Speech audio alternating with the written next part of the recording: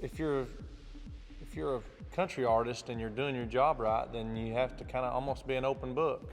And I don't think there's anybody out there that's got more of an open book to their life than I do. I mean, and because of that, I think that helps me be a good coach on this show, because it's all about just being honest, I think, when you're an artist, and being open enough to give yourself up to people.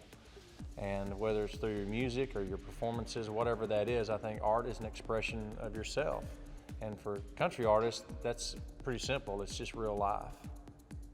You know, the fact that we're sitting here talking about season 10 of The Voice, I can't wrap my head around it, because I remember season 1 and just getting to know Adam and Christina and CeeLo at the time. I remember having conversations with those three saying, man, this show is ridiculous. Like, is this gonna work? I mean, these big red chairs and the buttons, and our back is to the, like, what is this? What's going on here, you know?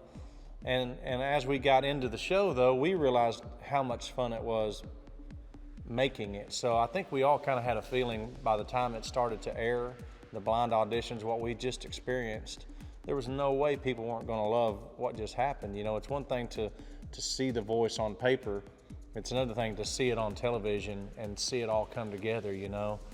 But I gotta say, I'm not surprised that here we are talking about season 10, but I'm a little bit surprised that here I am still on this show 10 seasons later, and Adam too, you know, the two of us, and Carson, the three of us have never missed a season.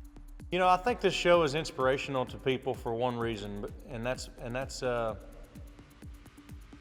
because nobody on this show has any other motives than to just help.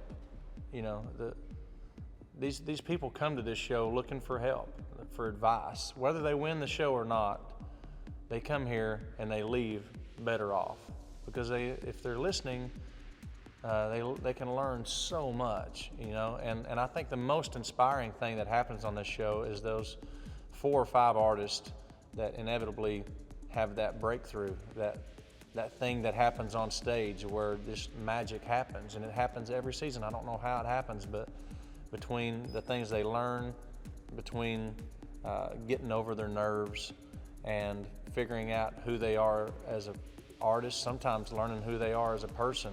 And when that connection happens with music, on stage, on live television,